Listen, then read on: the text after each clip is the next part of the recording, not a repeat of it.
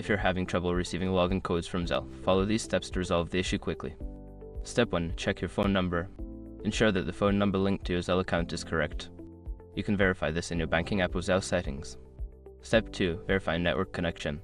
Make sure your phone has a stable internet connection. Check if you are connected to Wi-Fi or have a good mobile data signal.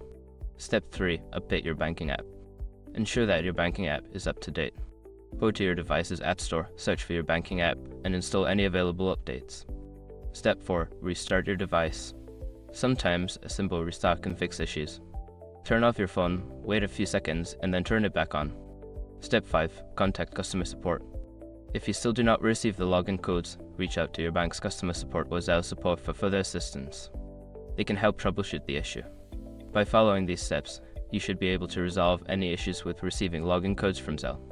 If problems persist, don't hesitate to seek help from customer support.